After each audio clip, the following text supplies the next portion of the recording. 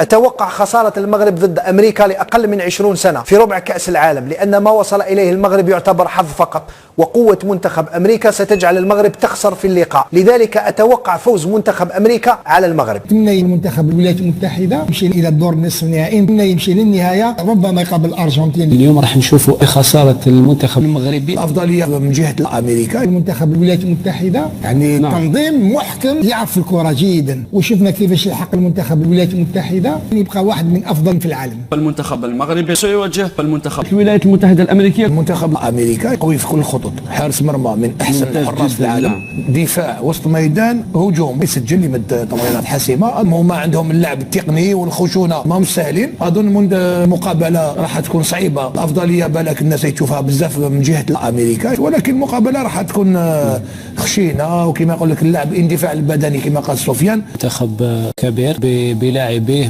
باسم أنهم منتخبات قوية، منتخبات كانت مرشحة للذهاب بعيدا من كل المتتبعين ومن كل الأخصائيين في كرة القدم.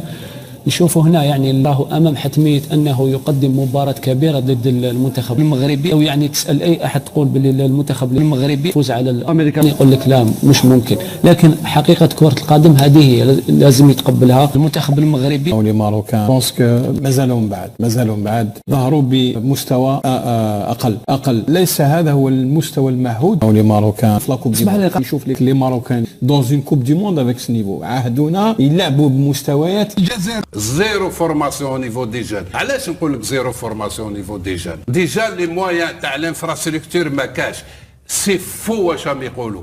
ومام كاع لي ميديا كي يبداو يتكلموا قال لي ماهمش يبنيو، كاين اللي ماهمش يبنيو لي سونتر دونطرينمون، ونقول لك كاين اللي بناو كيما المولوديه بناو، كاين ما ميساج جو سي با شكون اللي بنا. سي فو سي فو. مولوديه بنات عندها سونتر شباب بصح لمن سي با بور لي جون، سي بور ليكيب سينور. كاين تيراو تحبسنا. ان سونتر دو فورماسيون لازم يكون مينيموم واحد 15 هكتار ولا كبير، مام خارج شويه هنا من العاصمه شويه. علاش؟ باسكو التمليزات تاعك تما خليه لي جون يقراو، ياكلوا، يدربوا، يونطرينيو، ويشوفوا لا فيديو. هذا هو لو سونتر دو فورماسيون. حنا والو نقولوا على الاخرين ما حبوش يبنيو، بيان سور كاين اللي ما عندهمش لي بوايا ما يبنيوش. نعطيك مثال، لي تيرا باغ اكزومبل، لي تيرا انت تاخذ لي زيكيب اللي راهم على برا، مانيش عارف انا جو سي با بتات مقرا، بتات البيض، بتات بش واسمها تاع بشهر. كاين لي تيرا لي زيسباس، ها il faut les aider pour construire des centres de formation. فهمني؟ تما كاين لي زاتليت او نيفو دو سود، علاه ما يدخلوش لتما ويلعبوا ويقراو كذا؟ حنا ما كاش، حنا كلوب يونطريني في دراري مساكن يخرجوا على 5 كاع غاشي هكذا في تحتها صغيره هكذا، ومنايا لي سينيور تقول انت ريال مدريد الاموال كرار ستوب ديبونس عجب وكذا. ايه وصح واش النظره ولا تعرف هذا الاب بلي سي ان بير دو فامي صح. شوفوا ولادو كيفاش يسيروا، شوفوا ولادو كيفاش لابسين، شوفوا ولادو كيفاش يقراو. هذاك تقول اب اللي راهو في الطريق الصواب. احنا لي جون. Là encore une fois, on remet la victoire. Inch'Allah, maintenant je les États-Unis, on va se focaliser sur les États-Unis et Inch'Allah Rabbi va nous aider pour essayer de remporter la coupe. Mais bon, pour l'instant c'est match après match. Là on voit les États-Unis, on est focus, on a gagné, c'est les émotions. Mais alhamdulillah, toujours alhamdulillah. Et moi sur ma performance individuelle, alhamdoulilah, j'ai essayé d'aider au maximum l'équipe. J'ai essayé, comme d'hab, d'essayer de mettre tout aux côtés de l'équipe. Et alhamdoulilah, on continue à tout donner. Et Inch'Allah, Rabbi va nous faciliter. On a joué une grande équipe de la Corée, mais alhamdoulilah, alaykoum salam, on a fait un très grand match, alhamdoulilah.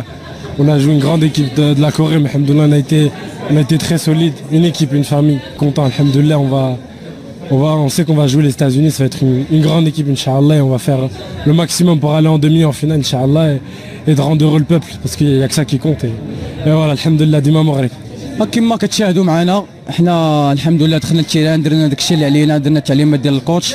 كنبغي نشكر ستاف ميديكال اللي تا هو ديال الخدمه ديالو برا التيران، ستاف تكنيك ديالنا اللي كيقول لنا ديروا الخدمه حنا كنستعملوها. كما كتشوف في التيران الدراري كيديروا داكشي اللي عليهم، ملي كيبدا كيتقاتل كيعيا كيدخل صاحبه كيدير داكشي اللي عليه، وكما كتسمع اللي كيخدم كيستاهل. حنا كندخلوا للتيران كنعطيو داكشي اللي عندنا، ربي ما كيخيبناش. وان شاء الله حنا ما كنشوفوش هذه المقابله ولا انما كنشوفوا النهائي ان شاء الله. كما كتعرف دابا المغرب ولا معروف عالميا، يعني ولا معروف بلي فيناليست، وان شاء الله غنقولوا الكلمه ديالنا في الكومبيتيسيون ديما مغرب. الحمد لله.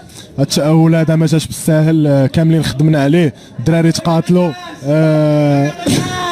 الدراري كاملين تقاتلوا باش حققنا التأهل هذا. وان شاء الله كنوعدوا الجماهير المغربيه بلي ما نوقفوش هنايا، مازال ان شاء الله غنزيدوا نتأهلوا. L'important, c'était un match test. Franchement, c'était un match test. On a su rebondir par rapport à la défaite contre le Mexique. Donc franchement, ça nous a fait du bien. Aujourd'hui, on a bien travaillé, on a bien bossé. Et franchement, je suis content de l'équipe, du staff. Et voilà, Inch'Allah khair pour le quart de finale. Il faut déjà penser au quart de finale.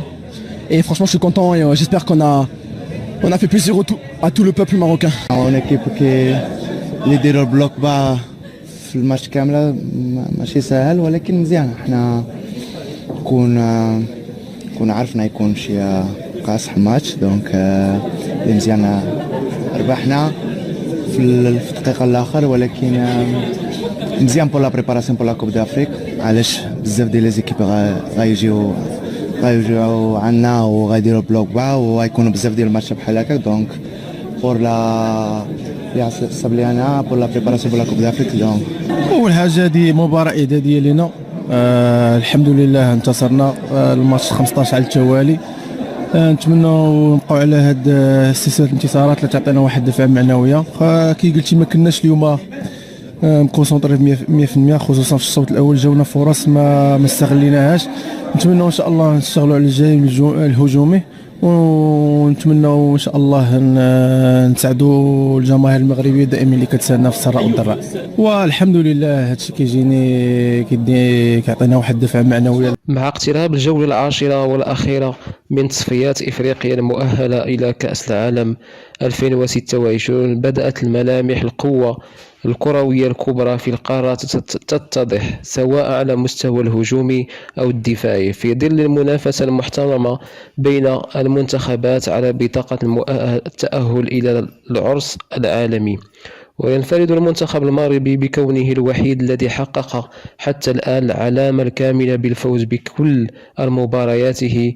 وقد بصم المنتخب الوطني المغربي على أداء هجومي مميز رغم بعض الفترات تراجع الجماعي في أدائه خلال بعض المباريات، إذ يتقاسم الصدارة الأقوى خط هجوم في القارة الإفريقية مع غانا والكوت ديفوار، بعدما سجل كل منتخب 22 هدفا، برغم أن الفريق الوطني لعب مباريات أقل بسبب انسحاب من مجموعته.